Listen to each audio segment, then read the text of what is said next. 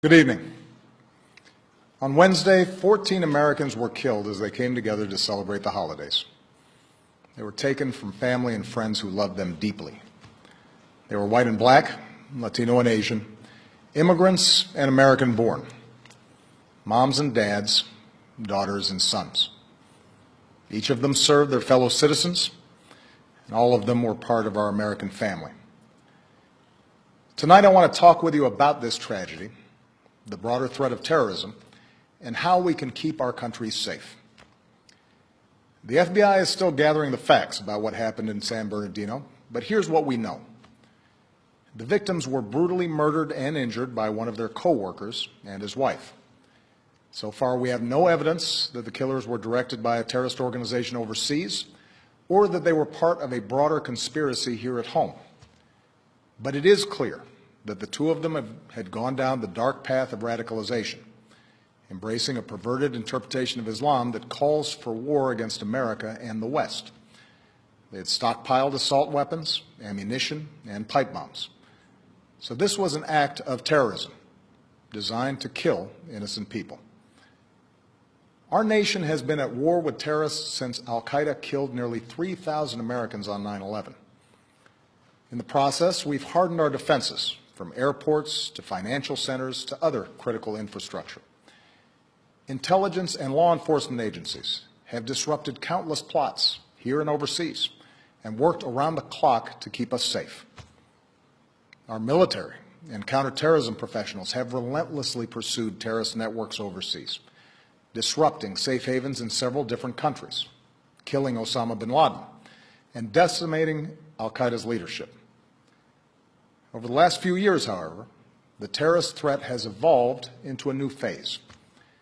As we've become better at preventing complex, multifaceted attacks like 9/11, terrorists turn to less complicated acts of violence like the mass shootings that are all too common in our society. It is this type of attack that we saw at Fort Hood in 2009, in Chattanooga earlier this year, and now in San Bernardino. And as groups like ISIL grew stronger amidst the chaos of war in Iraq and then Syria, and as the internet erases the distance between countries, we see growing efforts by terrorists to poison the minds of people like the Boston Marathon bombers and the San Bernardino killers.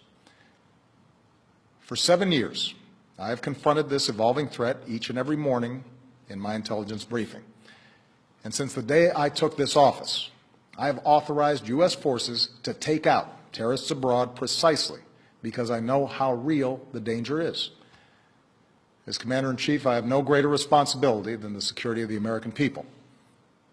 As a father to 2 young daughters who are the most precious part of my life, I know that we see ourselves with friends and co-workers at a holiday party like the one in San Bernardino. I know we see our kids in the faces of the young people killed in Paris. And I know that after so much war, many Americans are asking whether we are confronted by a cancer that has no immediate cure. Well, here's what I want you to know. The threat from terrorism is real, but we will overcome it. We will destroy ISIL and any other organization that tries to harm us. Our success won't depend on tough talk or abandoning our values or giving in to fear. That's what groups like ISIL are hoping for. Instead, we will prevail by being strong and smart, resilient and relentless, and by drawing upon every aspect of American power. Here's how. First, our military will continue to hunt down terrorist plotters in any country where it is necessary. In Iraq and Syria, airstrikes are taking out ISIL leaders, heavy weapons, oil tankers, infrastructure. And since the attacks in Paris, our closest allies, including France, Germany, and the United Kingdom, have ramped up their contributions to our military campaign, which will help us accelerate our effort to destroy ISIL. Second, we will continue to provide training and equipment to tens of thousands of Iraqi and Syrian forces fighting ISIL on the ground so that we take away their safe havens. In both countries, we're deploying special operations forces who can accelerate that offensive. We've stepped up this effort since the attacks in Paris and will continue to invest more in approaches that are working on the ground. Third, we're working with friends and allies to stop ISIL's operations, to disrupt plots, cut off their financing, and prevent them from recruiting more fighters. Since the attacks in Paris, we've surged intelligence sharing with our European allies. We're working with Turkey to seal its border with Syria. And we are cooperating with Muslim-majority countries and with our Muslim communities here at home to counter the vicious ideology that ISIL promotes online. Fourth, with American leadership, the international community has begun to establish a process and timeline to pursue ceasefires and a political resolution to the Syrian war. Doing so will allow the Syrian people and every country, including our allies, but also countries like Russia, to focus on the common goal of destroying ISIL, a group that threatens us all. This is our strategy to destroy ISIL. It is designed and supported by our military commanders and counterterrorism experts, together with 65 countries that have joined an American-led coalition. And we constantly examine our strategy to determine when additional steps are needed to get the job done.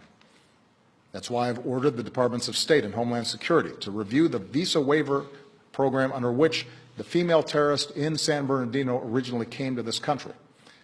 And that's why I will urge high-tech and law enforcement leaders to make it harder for terrorists to use technology to escape from justice.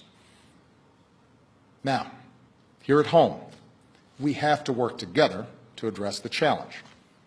There are several steps that Congress should take right away. To begin with, Congress should act to make sure no one on a no-fly list is able to buy a gun. What could possibly be the argument for allowing a terrorist suspect to buy a semi-automatic weapon? This is a matter of national security. We also need to make it harder for people to buy powerful assault weapons, like the ones that were used in San Bernardino. I know there are some who reject any gun safety measures, but the fact is that our intelligence and law enforcement agencies, no matter how effective they are, cannot identify every would-be mass shooter, whether that individual is motivated by ISIL or some other hateful ideology. What we can do, and must do, is make it harder for them to kill. Next, we should put in place stronger screening for those who come to America without a visa so that we can take a hard look at whether they've traveled to war zones. And we're working with members of both parties in Congress to do exactly that. Finally, if Congress believes, as I do, that we are at war with ISIL, it should go ahead and vote to authorize the continued use of military force against these terrorists.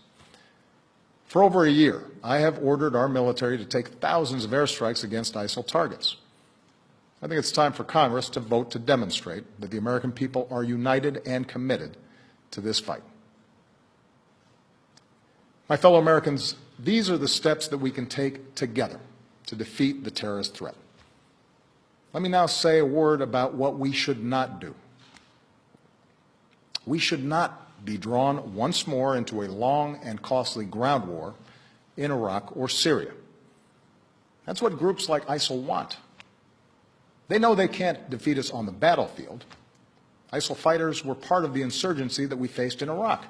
But they also know that if we occupy foreign lands, they can maintain insurgencies for years, killing thousands of our troops, draining our resources, and using our presence to draw new recruits. The strategy that we are using now, airstrikes, special forces, and working with local forces who are fighting to regain control of their own country, that is how we'll achieve a more sustainable victory. And it won't require us sending a new generation of Americans overseas to fight and die for another decade on foreign soil. Here's what else we cannot do. We cannot turn against one another by letting this fight be defined as a war between America and Islam. That, too, is what groups like ISIL want. ISIL does not speak for Islam. They are thugs and killers, part of a cult of death. And they account for a tiny fraction of more than 1 billion Muslims around the world, including millions of patriotic Muslim Americans who reject their hateful ideology. Moreover, the vast majority of terrorist victims around the world are Muslim. If we're to succeed in defeating terrorism, we must enlist Muslim communities as some of our strongest allies, rather than push them away through suspicion and hate. That does not mean denying the fact that an extremist ideology has spread within some Muslim communities. There's a real problem that Muslims must confront without excuse. Muslim leaders here and around the globe have to continue working with us to decisively and unequivocally reject the hateful ideology that groups like ISIL and al-Qaeda promote, to speak out against not just acts of violence, but also those interpretations of Islam that are incompatible with the values of religious tolerance, mutual respect, and human dignity. But just as it is the responsibility of Muslims around the world to root out misguided ideas that lead to radicalization, it is the responsibility of all Americans, of every faith, to reject discrimination. It is our responsibility to reject religious tests on who we admit into this country.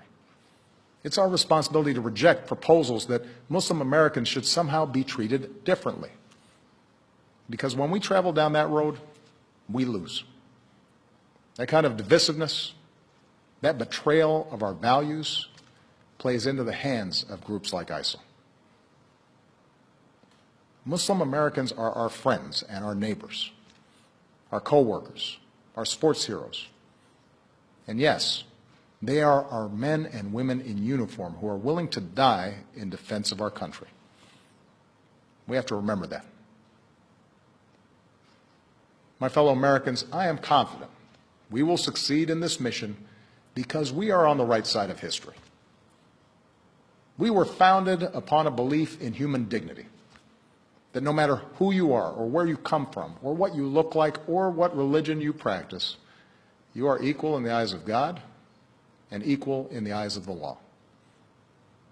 Even in this political season, even as we properly debate what steps I and future presidents must take to keep our country safe, let's make sure we never forget what makes us exceptional.